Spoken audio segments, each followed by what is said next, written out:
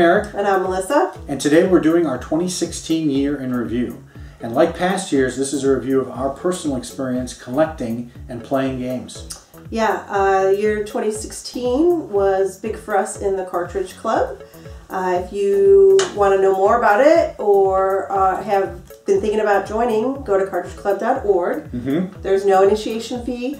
So, no commitments. Yeah, we've met some great people, some great friends, and it's just a great community. Yeah. So on that note, I was on the very first podcast for the calendar year. Yeah. In January, it was for Crash Bandicoot 2 on the PlayStation. So I was on that with Curtis from Girlfriend Versus and Boomer Ryan, and of course Cartridge Brothers P1 and P2.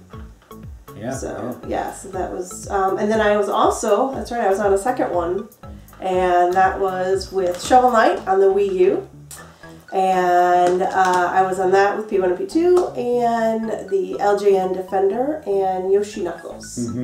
So yeah, we participated in quite a few Cartridge Club games this year. We didn't always finish them, but we did partake or participate in a number of them. I think 2016 was a really good year. Melissa was on the 2, and then I was also on one tour, I think it was in August, which was for Beyond Good and Evil. And that was with Nintendo and Pam from Cannot Be Tamed. So we definitely got a chance to be on those podcasts. But then there's also the, what do they call it? The sister show? Not the stepchild? I'm sure Kevin would call it the main podcast of the Cartridge Club, and that's Retro Fandango. And we were each on that once this year, right? So which episode were you on? So I was on, what was it, 30, I can't remember what number that was. It was 46. 46, okay. Confident Wuss. Who's the one with the notes? Confident Wuss, yes. Because that was about the 2016 one console challenge. I was which trying to you are what? What are you now? I am the one console queen. All right, we're going to talk about one console because that was a big deal at the beginning. But before we do, I was also on Retro Fandango. I was on a Schwarzenegger episode. It was number 37, Pee-wee's Big Adventure. Flow Naturally. And that was with Duke and Kevin and Rambox, Buried on Mars and Rambox. So that was a fun episode. Duke is from Retro Nonsense. Retro Nonsense, Duke, Retro Nonsense. Big fan of Pee-wee's Big Adventure. That's what we talked about. And then I was also, this was also a big year for me for podcasts. I was on several podcasts. One of our personal favorites of all time, and I was really thrilled to be invited on, and that is of course STC Pod, Start to Continue podcast. I was on episode number 88, which they titled In the Q-Dawg House, which is the name of our little video series. But it was great to talk to Bill and Joe one-on-one. That was a lot of fun. And then I was also on Hypecast number 20, I think it's called Pokemon or something like that. With Brazel and of course Steve Nider, Cat Max Gaming, and we talked about a bunch of old toys and stuff like that. So that was a lot of fun. And finally, I got to participate. This wasn't a podcast per se, but oh, you know what we should also mention? I'll mention this at the end. I was also on the Replayability Quiz Show number 4. And if you haven't seen that, give that a try. He's got, I think, 7 episodes now. And they're long, but I like to play along with them. It's really good video game trivia, really challenging stuff. It's a lot of fun to play along. He's got some great questions. So I had a lot of fun on that. But we should also mention, this was this year, right? 2016, we did some collaboration videos with Girlfriend Versus. That's right. We did a collaboration video with Girlfriends Versus. It's called Girlfriends Versus. So if you don't know the Girlfriend Versus channel, boyfriend is getting his girlfriend into video games, so he chooses a video game and she tries it out for the first time. And so this Girlfriends Versus is where they get 4 couples, so we're one of 4 couples to play a game and see how all the girlfriends do. So, and ours was Capcom Disney games. Yes, Capcom, and we did it with J-Rock, the game rocker, and his wife, Jay Dubious, Jay Dubious Gaming, and Retro Nonsense. So. And of course, Girlfriend Versus. Yes, Girlfriend Versus. And then this is a minor one, but it was a thrill for me. I think we did a small little countdown for Vintage Video Game Geek. We're actually on Vintage Video Game Geek's channel. Wow. Yeah. That was a big year. So big year for us in the Cartridge Club, and it started 2016 with the now infamous or notorious one console challenge. Yes. Why don't you tell us about what happened in the one console challenge? Well, somebody, I won't name names, thought it would be a good idea to do a one console challenge because the question was brought up, if you could just buy or play for one console, what would it be? For a year, could you do it? And which one would it be? Yep. So we, in the Cartridge Club, chose, through Retro Fandango, more like it, chose to play one console. We didn't limit the buying for the year 2016.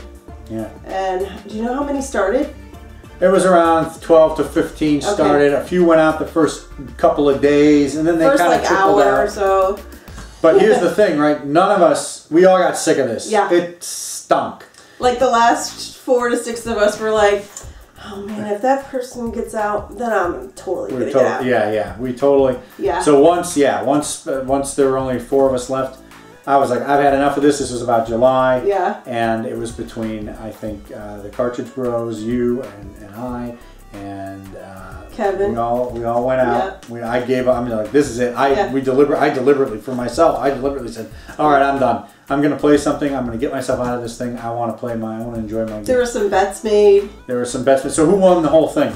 I did, of course. You won the whole thing. The one console queen. I had a great time with my Wii U. Yeah. I'm telling you, the Wii U is an awesome system, and it stinks now that you can't find it. Yeah. So we had a bet. Yep. There was a side bet going on that whoever between the two of us lost would have to post an embarrassing recreation of a childhood picture, which I'll probably put up here for you to see.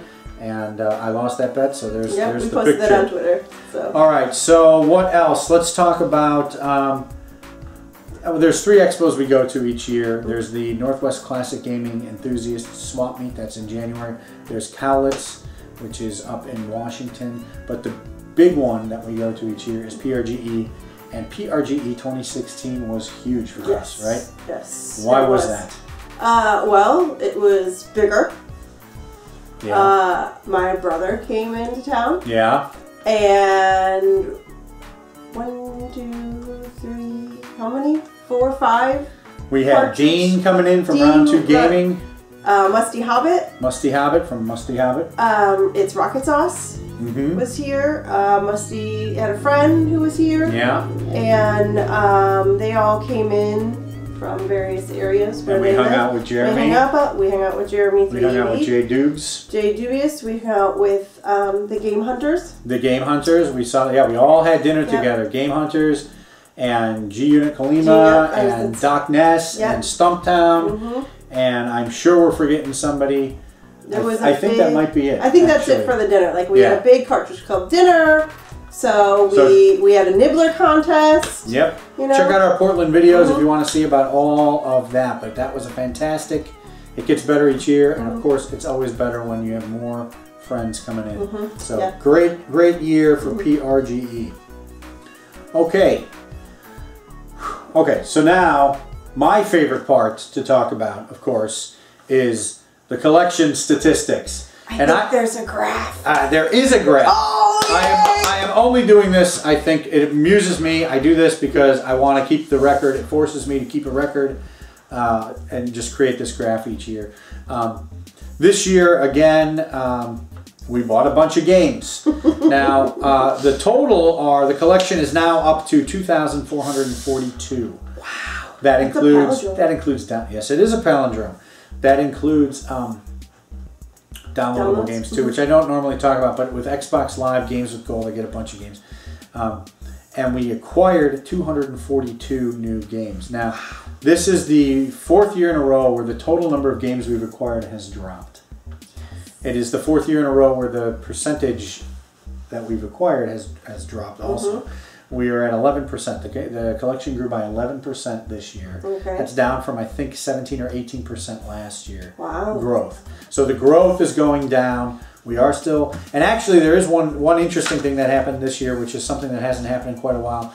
I got rid of 2 non-duplicate games. Ooh. I had 2 Super Nintendo games in my collection, and our friend Curtis needed them more than I did, so he got them. Okay. And I'll talk a little bit more about Curtis because he really helped me out with something. We'll talk about that a little later. So, the collection is up to 2,400, and we've got about 240 games this year, and the trend is that it's going down, and I think that trend is going to continue. Okay. Because we're running out of space, and I'm running out of time, and I'm sick of collecting stuff that I have no interest in. So, I had interest in these things at one time. Now my interests are getting more refined. More refined. So, no new consoles this year. Wow. Last year we had 3 new consoles. This year we have none. Wow. Though, well, that's 2016. Yeah. Who knows what will happen in 2017? Oh, I heard there's a Switch coming out. There is a Switch. Yeah, that's the only. That might be the only thing left. I mean, there's a Vita maybe, but I kind of have a PlayStation TV, so I kind of counted that as a Vita. So there's really not much there to get unless we go really retro. Okay. All right. So continuing on talking about the collection, I wanted to sort of mention our favorite pickups of the year. In previous years, I've gotten 1 game for every system, and we've done a favorite per system. Oh, yeah. That's too much. And we didn't do that this year. There were several systems we didn't get games for. Sega CD I know is one. 32X is one. I don't think I got a Turbo CD game. And I can't remember if there was a Game Boy in there or not. But at least those 3 I know I didn't get. So we're going to just talk about our favorite, sort of my top pickups. Okay. What I just, went through the list and picked about 5. Okay. So I'm going to start with, and most of these have a common theme, and that is they're games I've been wanting to get for a long time. The first one is, or maybe number 5 is, I guess it's number 6, is Pitfall 2 for the Atari 2600. Yeah. I've been looking for this for a long time. We found it at PRGE 2016 for a really good price. You found it, and we grabbed it. Moving on. Another one we've been waiting a long time. PRGE. Michael Jackson's Moonwalker for the Sega Genesis. I've had this on my want list for quite a while, quite a few years. It finally trickled to the top in priority of wants, and so we grabbed it. And I'm really glad to have it. It's complete. Finally, glad to have that in my collection. I'm actually been more and more interested in grabbing some old Genesis games. And then another one that I've wanted for about as long as it came out. I don't know how long. 15 years maybe? It's probably not that long. 14, 13 years. That's The Legend of Zelda, the Minish Cap. This is one I wanted to get complete. It was one of the last big Zelda titles that I needed for my, I guess, Zelda collection. I try to buy all the Zelda games I can. This was one of the last big ones, and we finally grabbed it. This we actually bought at a shop with some credit. Yeah. Okay, these last 3 are all kind of related. Yeah. Because they are part of my goal to get an entire North American Sega Master System collection. And early on in the year at the swap meet, I found the one that I wanted the most to play, and that is Alex Kidd in Shinobi World. I really wanted to play this game. I had some experience with it in the past, but this is great. I love the mix-up between Alex Kidd and the Shinobi World and the Shinobi music and all of that stuff. So this is like the last one I really wanted, that I needed in my collection that I actually wanted to play. And so the one console prevented me from doing it. But since the one console has ended, I have played it a few times. And then we mentioned earlier that I gave 2 Super Nintendo games to Curtis. That was to partially, I think, pay him back for him helping me get Sports Pad Football, which is one of the games I needed in my collection also. So Curtis sent me this out of the blue, just grabbed it for me out of the kindness of his heart. Knew I was looking for it. I'm really grateful, and it's one of my favorite pickups of the year. And it's complete. And it's these are all complete. Great. And of course, the last one, if you guys have been watching our videos, will know that the last one is the Holy Grail of North American. Well, it's debatable. I consider it the Holy Grail. Sonic might be considered the other one. I don't really consider that because Sonic is nothing more than the European version with a sticker slapped on it. But this is a completely unique game. And it is the Holy Grail for Sega Master System North America, and that is James Buster Douglas Boxing. This is one that I bought at PRGE, or you bought for me because I was too nervous, too chicken, to buy it myself. So this was sort of, I wasn't sure I was ever going to get this. Finally got it, so I think it is fair to say I will eventually have, I just need Sonic, will eventually have a complete North American Sega Master System collection. So we'll see. Those are... That could be our big 2017. Yeah, so we'll I'm hoping, like Musty, this is going to be the year of Sega, and I am going to get that complete North American Master System. All right.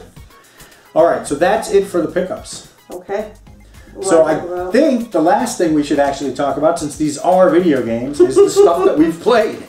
Have we played any video games? And it turns out collected? We haven't played very much. Yeah. Most of the stuff we played was dominated, I think, by Cartridge Club games. That's true. There's two reasons for that. One, 2016 was a fantastic number or year for every game they laid out. Almost every game. I was really interested in.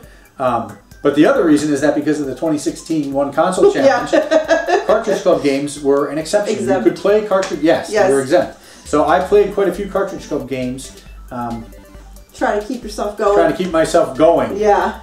It still only lasted through July. All right. All right. So let's do.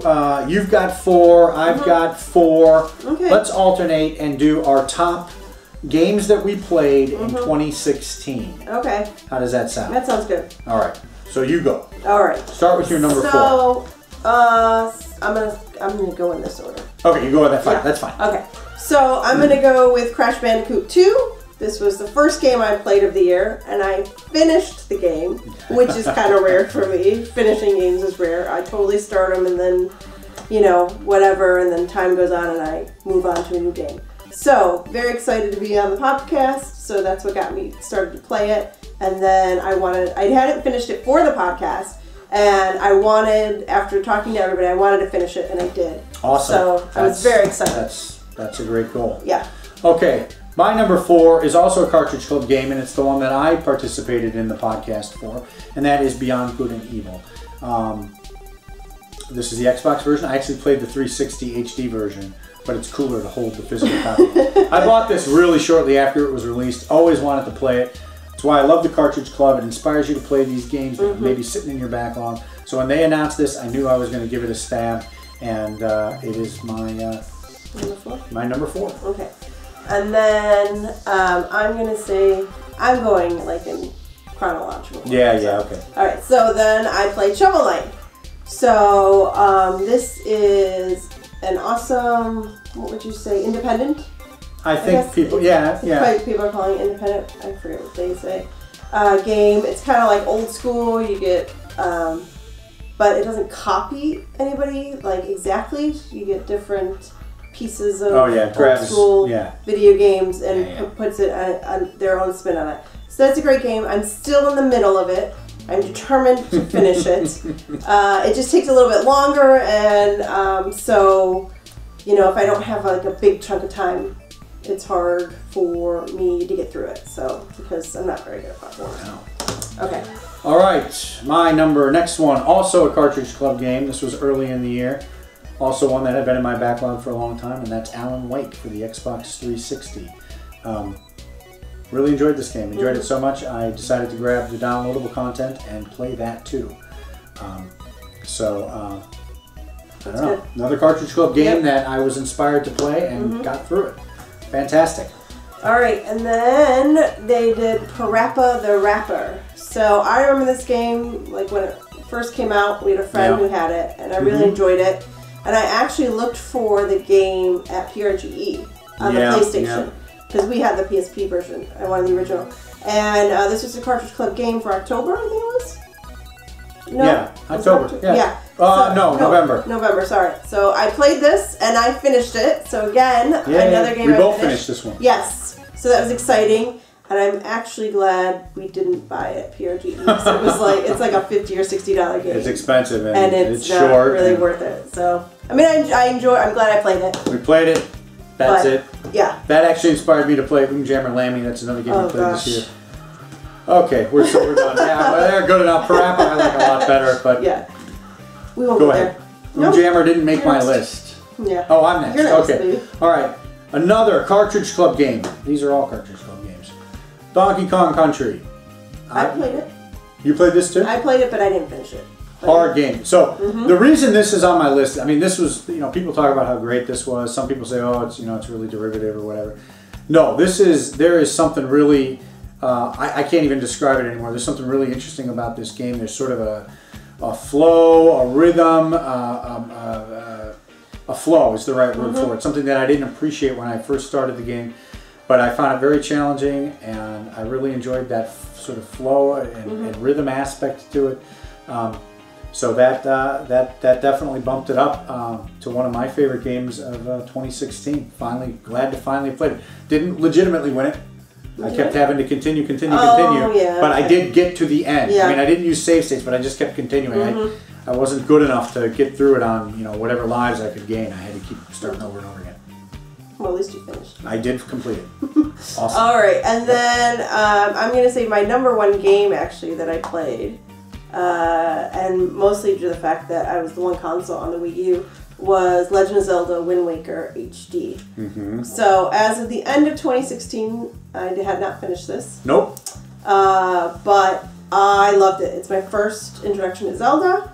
It's a beautiful game. It's gorgeous. It is just beautiful. The gameplay is wonderful. I had a great time. Every aspect of it I loved. So I can't say enough good things about it. She's a Zelda fan, guys. took the Wind Waker, but yeah. The one that people were complaining about the graphics are. It's a fantastic graphical style. It is in HD. And my #1 is also a Cartridge Club game from earlier in the year. This game was not on my radar at all. The only reason I purchased it is because I knew it was going to be a Cartridge Club game, and I decided to sit down and go ahead and play it. And that is N.A.R. I played it on the PS3. That's the version I happened to buy. This game came out of nowhere for me, and it blew me away. I really enjoy this game. I'm going to be looking forward to the new N.A.R. Automata game that's coming out. Definitely, and I've heard this is sort of a side series of the Drakengard games, so I may even be looking for some of those. But this was a fantastic game, a sleeper for me. And it was so good it became my #1 game of this year. And in fact, now that one console is over, I am reminded that I need to go back and play the ending C and D. I only got to ending B before the month ended and I had to stop playing it. But now I can go back and enjoy the other endings. So those are the games that we enjoyed this year the most. I think the Cartridge Club heavily inspired us. With the exception of one, and I mean, I played Jammer Lammy, but that came from the Cartridge Club's Parappa the Rapper too. So big influence on us. I don't know what else there is to say. That's our 2016. That's our 2016. Yep. We'll see how 2017 is shaping up. Yep, that sounds good. We're already playing the January Cartridge Club Game of the Year for 2017. I can't even remember what it is. Yeah, you are. Yes. And I'm still playing Pokemon, which was the December game of the month. So, got to finish that up. Yep. So, and there's some good stuff coming. We like them. Yep. It's looking like a good year again for the Cartridge Club in 2017. So that will definitely have an effect on what we play. Okay. So lots of good stuff. So that's it. All right. If you enjoyed the video, like us and subscribe.